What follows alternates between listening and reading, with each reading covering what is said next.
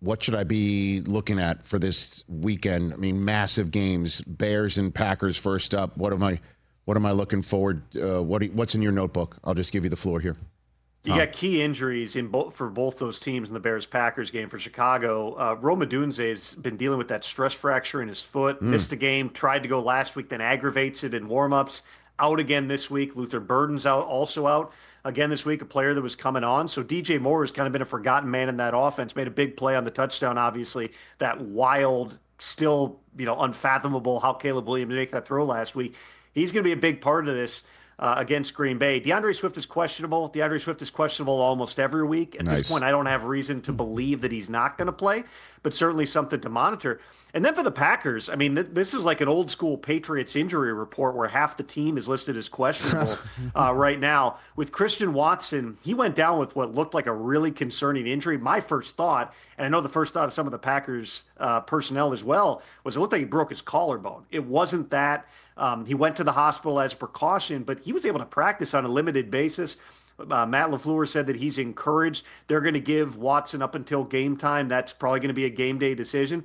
And then Josh Jacobs. This is also a true game day type of a decision. Josh Jacobs, Rich, has been dealing with significant injuries for well over a month now. Initially, it was a thigh contusion as well as a bone bruise in his knee. My understanding is the knee is the issue at this point. It is a bone bruise. He got hit on that knee again last week. He was going to be on a pitch count anyway against the Broncos. That's why he only got 12 carries. But when you get hurt on a knee that's got swelling, it's got fluid, the edema, that hurts a lot. Josh Jacobs, my understanding is he was on crutches on Monday. Wow. And this is a guy who still wants to play and says if it's up to him, he's going to be out there on Saturday. It does sound like he's got a chance. They may put him through some type of workout, whether it's in the morning or closer to kickoff here. The Packers historically have been really conservative medically. They held him out of a game, Josh Jacobs, a few weeks ago against the Vikings, a game that he would have liked to play in, but they're trying to get the knee to calm down. It's not an injury that's going to fully heal or not be an issue until he can rest for a long period of time.